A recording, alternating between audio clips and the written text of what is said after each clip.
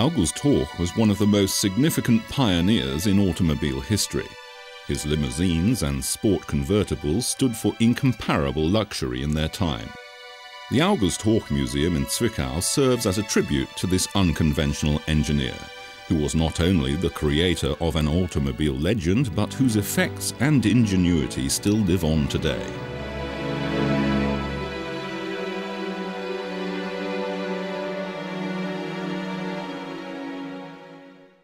Here we have the oldest vehicle in our exhibition, the Horch Phaeton from 1911 to be exact, with a 3.2-litre engine.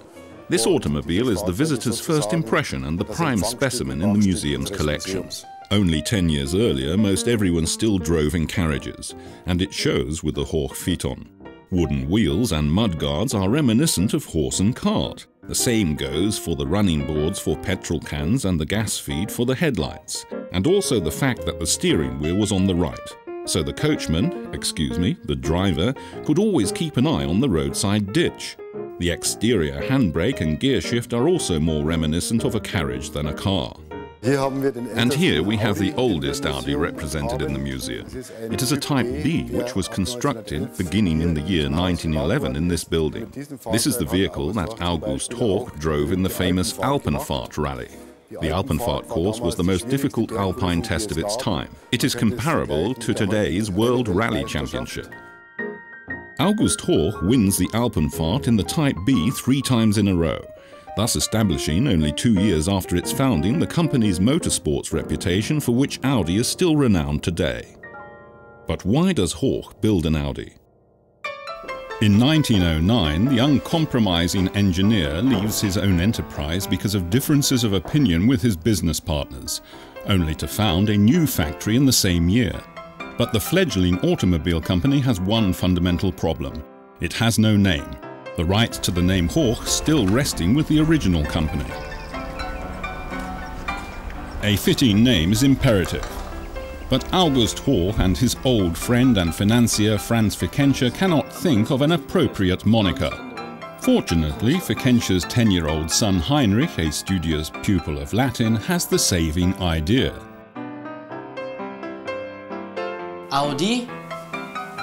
Horch is the imperative form of the German verb to listen, and its Latin equivalent is Audi.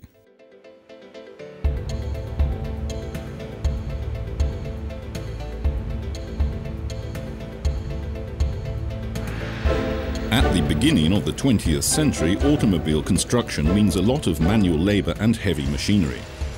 In the 1920s, the machines are still being operated using transmission, electric individual drive not coming into use until the beginning of the 1930s. The quantity of vehicles produced only amount to a few hundred a year. Nonetheless, August Horch adopts from the beginning the highest quality and technical innovations for both the Horch brand and later for Audi as well. Vorsprung durch Technik in its early stages.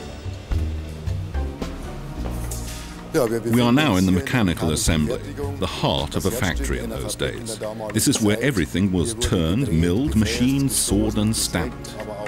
These are the types of machines that created the proverbial precision at Horch and Audi in those days, producing with an accuracy of up to 1/1000th millimeter. That was the prerequisite in order to create motors of Horch quality. Motors that were renowned for their silence. Motors that didn't even cause a 5-mark coin set on edge to fall over when idling. Horch automobiles are of superlative quality. From 1927, the vehicles are only built with 8 and 12 cylinders, setting new standards in the fields of motor mechanics and performance. They are among the most comfortable cars, never skimping on sides. Instead of using conventional automobile designers, artists provide the designs for the vehicles in order to assure that Horch saloon cars and cabriolets are the most beautiful automobiles of their time. And even the trade prices that today would equate to around 150 to 200,000 euros, as with this Horch 853 convertible, would not keep Horch from dominating the luxury car market in Germany in the 1930s with a market share of 55%.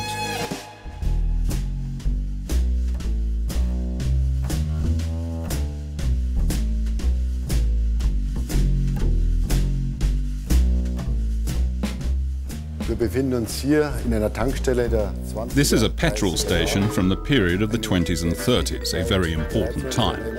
Audi was already transferring its steering from the right to the left side in 1921 and was thus a pioneer in Germany.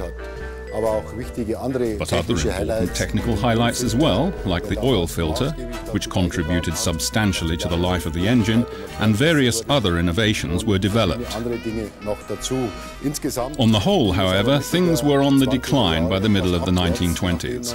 After the Great Depression began in 1929, there was no longer a market for big engines and automobiles. This, of course, led to ever more companies being in desperate states, and to the founding of the Auto Union here in Saxonia. The merging of DKW, Wanderer, Audi and Hoch into the Auto Union fortified these brands that would otherwise not have been able to survive the Depression. Strategically intelligent, each brand served its own segment. DKW built small cars, Wanderer mid-range vehicles, Audi assumed the executive mid-range, and Hoch provided for the luxury segment. And it pays off.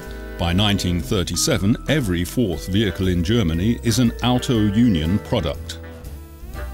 But the days of the limousines and convertibles with their sophisticated 8 and 12-cylinder engines are numbered.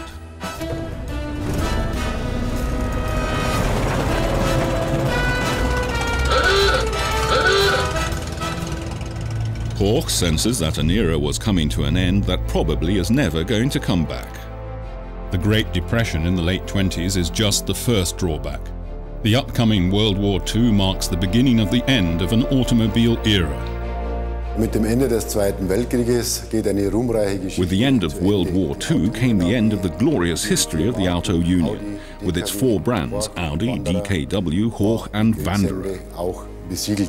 At the August Hoch Museum, we are of course delighted that the Audi brand was continued in West Germany and was revitalized in 1965, setting off on the path to renewed success. As is well known, this brand is celebrating its 100th birthday this year, and we would like to offer our congratulations on this occasion.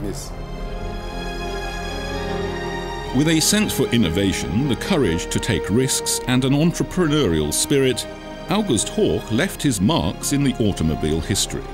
Marks that consequently culminate in the premium brand of Audi. Hoch is a legend today, and legends, as they say, never die.